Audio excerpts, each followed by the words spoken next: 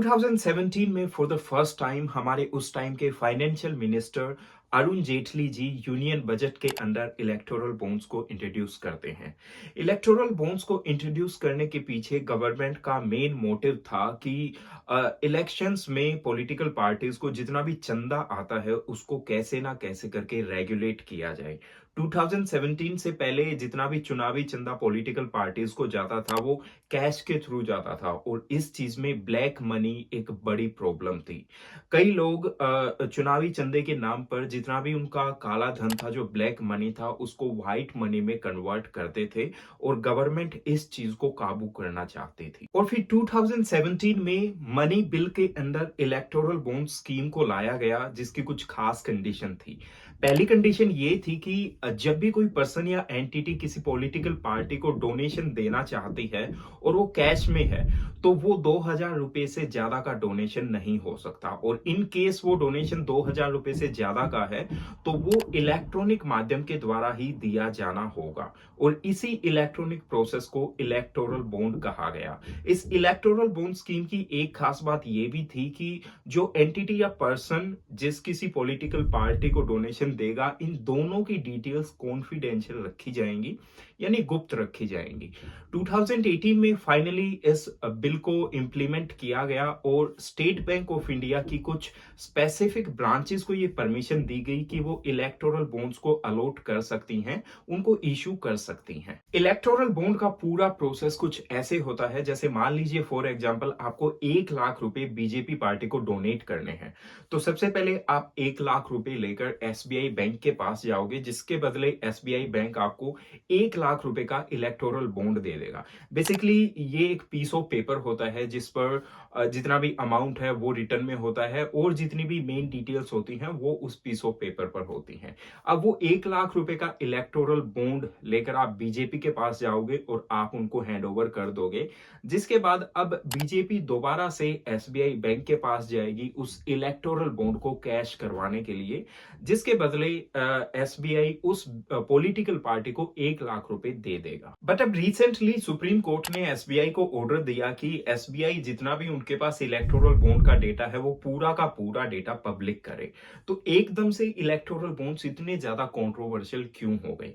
तो देखिए, electoral bonds के अपने कुछ एडवांटेजेस और डिसएडवांटेजेस हैं। अगर हम फायदों की बात करें तो इलेक्टोरल बॉन्ड्स का पहला फायदा ये है कि गवर्नमेंट के पास पूरी की पूरी इंफॉर्मेशन होती है, क्योंकि ये पूरा प्रोसेस काफी ज्यादा ट्रांसपेरेंट है। गवर्नमेंट को पता होता है कि किस पॉलिटिकल पार्टी के पास कितना डोनेशन आया और कहां से आया। प्लस जितनी भी पॉलिटिकल पार्टीज हैं उनको जितना भी डोनेशन आता है उसकी पूरी डिटेल्स अपनी वेबसाइट पर शो करनी होती हैं कि उन्होंने इस चंदे का कहां कहां पर यूज किया। इलेक्टोरल बॉन्ड का दूसरा एडवांटेज ये है कि क्योंकि अब ये पूरे का पूरा प्रोसेस कैशलेस है तो जो ब्लैक मनी वाला इशू था वो अब दूर हो गया। इलेक्टोरल बॉन्ड्स का थर्ड मेजर एडवांटेज ये है कि इसमें डोनेशन देने वाले पर्सन की सारी डिटेल्स कॉन्फिडेंशियल रखी जाती हैं। वरना मान लीजिए अगर उसकी सारी डिटेल्स पब्लिक हों और अपोजिशन पार्टी को पता लग जाए कि एबीसी पर्सन ने बीजेपी को 1 करोड़ रुपए का डोनेशन दिया, तो जब भी अपोजिशन पार्टी, इस केस में यानी कांग्रेस, जब भी वो पावर में आएगी तो उस पर्टिकुलर पर्सन पर वो ऑफ कोर्स एक्शन लेगी ही, क्योंकि उसने बीजेपी को डोनेशन दिया था। और यही सबसे बड़ी एडवांटेज इलेक्टोरल बॉन्ड्स की सबसे बड़ी डिसएडवांटेज भी है, क्योंकि पब्लिक को एक्चुअल में पता ही नहीं होता कि किस पॉलिटिकल पार्टी को कितना डोनेशन जा रहा है और उनको कौन डोनेट कर रहा है। जो चुनावी चंदा है, क्योंकि उसकी इस इलेक्टोरल बॉन्ड्स में कोई लिमिट नहीं है, वो 1 लाख रुपए भी हो सकता है, 1 करोड़ भी और 10 करोड़ भी हो सकता है।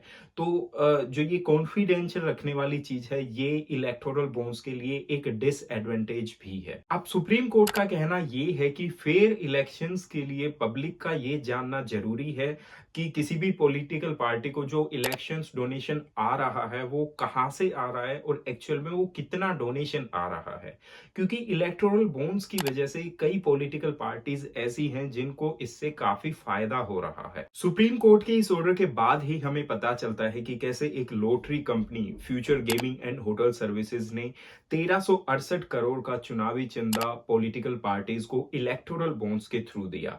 और ये तो सिर्फ एक कंपनी है, इन डोनेशन देने वाली सभी कंपनीज के नाम आप इस लिस्ट में चेक कर सकते हैं। इलेक्टोरल बॉन्ड के इस पूरे इश्यू के बाद अब क्वेश्चन उठते हैं क्विड प्रो डील के।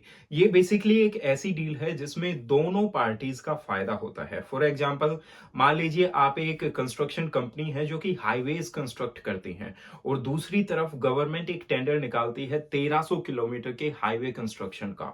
तो अब आप क्या करेंगे, उस पॉलिटिकल पार्टी को जो कि करंटली पावर में है, आप इलेक्टोरल बॉन्ड्स के थ्रू 100 करोड़ का डोनेशन देंगे, जिसके बदले वो पॉलिटिकल पार्टी आपको वो हाईवे का जो टेंडर है वो अलॉट कर देगी। और रिसेंटली कुछ ऐसे ही डील्स के एविडेंस भी मिले हैं जिन कंपनीज ने इलेक्टोरल बॉन्ड्स के थ्रू बीजेपी को भारी भरकम डोनेशंस दिए थे, उन्हीं को आगे चलकर टनल्स, पोर्ट, हाईवेज कंस्ट्रक्शन के टेंडर्स अलॉट हुए हैं। तो आज के वीडियो के लिए इतना ही काफी है। उम्मीद करता हूं आपको ये वीडियो अच्छा लगा होगा और इस वीडियो से आपको जरूर कुछ ना कुछ नॉलेज मिली होगी।